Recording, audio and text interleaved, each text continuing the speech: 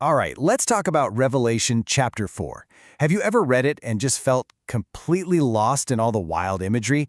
You know, a mysterious throne, bizarre creatures, a sea made of glass? Well, today, we're going to pull back the curtain on that incredible vision. And it turns out, there's a surprisingly simple key that unlocks the whole thing. So let's step through that open door in heaven and see what's really going on. So the vision kicks off with this powerful image. John looks up, and there's a door standing open in heaven. I mean, right from the get-go, you're pulled into this scene of absolute mystery and divine grandeur. It's like an invitation to see everything from a totally different heavenly perspective. Which, of course, leads to the big question, right? What does all this stuff actually mean? Is it just a random collection of surreal, confusing symbols, or is there a real message here? Well, the answer is a definite yes, there's a message. And the logic behind it is way simpler than you might think. And here it is. The key is Jesus himself. Specifically, his threefold role as prophet, priest, and king. The prophet reveals God's will, the priest is the sacrifice for sin, and the king is the eternal ruler. Keep these three roles in your head, because once you see them, they start popping up everywhere in this chapter. Okay, so let's start where John does. We're walking right through that door and approaching the throne, which is the absolute center of this entire vision, just radiating God's ultimate power and sovereignty. Now, that open door isn't just a physical entrance. It's totally symbolic. I mean, think about it. Who calls himself the door in the Gospel of John? Jesus does. This is him and his prophetic role, the one who opens up the way to God and reveals all these divine mysteries to us. What's really interesting is John doesn't describe the one on the throne with a human face or body. He uses the brilliance of gemstones. The first one is Jasper, described as being crystal clear. This is all about the absolute purity and radiant glory of God. It's a vision of truth so perfect it connects directly to Jesus' role as the prophet, revealing God's pure nature. The second stone is Sardius, which is a fiery, deep red gem. And here, the color is everything. That deep red points straight to sacrifice and redemption. It's a crystal clear symbol of Christ's priestly work and the blood he shed for us. And get this, wrapping all the way around the throne is a rainbow that looks like an emerald. Now, rainbow in the Bible's always a symbol of God's promise, his covenant of mercy. Think back to Noah. So you have this promise of peace surrounding a throne of judgment and power. That's kingly mercy. So boom, right there, just in describing the throne, you have prophet, priest, and king. See how it works? Now let's kind of zoom out from the throne itself and take a look at the figures gathered around it, because this isn't an empty room, it's a full-on royal court, and every detail about who's there is incredibly significant. We're told that there are 24 elders, and they're all sitting on their own thrones around the main one. Now, why that specific number? 24?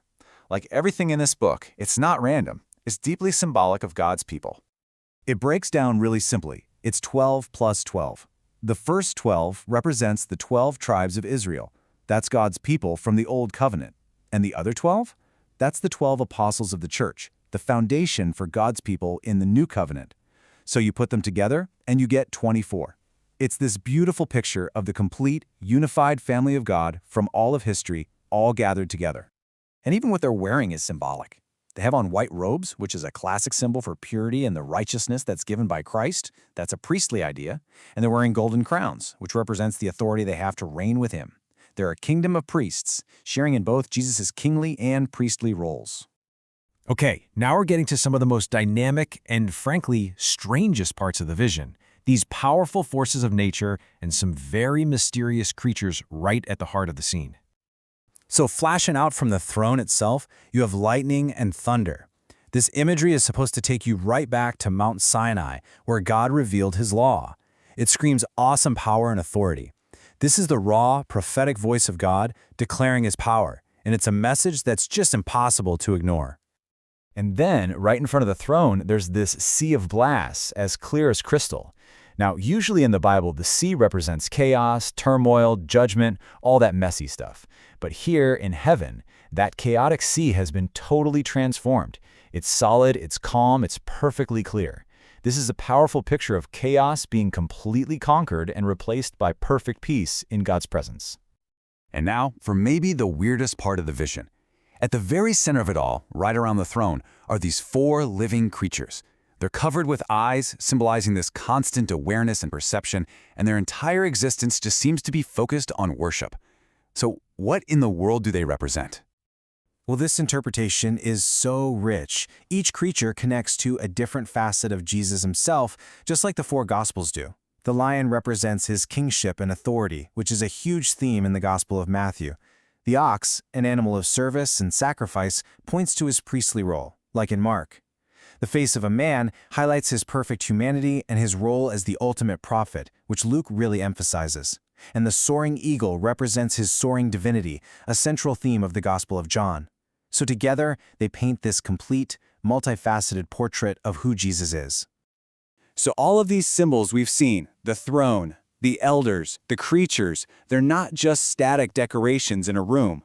They are all building towards one single purpose, the ultimate worship of the Creator. And this worship happens in this beautiful cascading sequence.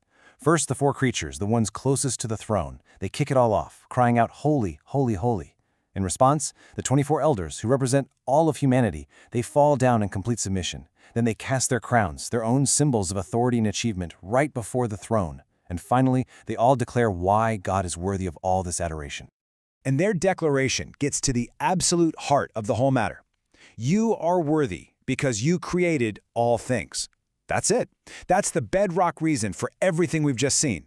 The foundation for all worship and glory and power isn't something that was earned or won. It's based on the simple, staggering fact that God is the creator. He is the source of all existence. So the crucial point of this whole magnificent vision is really this. The ultimate purpose of all redeemed creation, represented by those elders, is to joyfully surrender all of their own authority, their own little crowns, back to the one who is the source of it all. It's a picture of reality put back in the right order, with the Creator at the absolute center.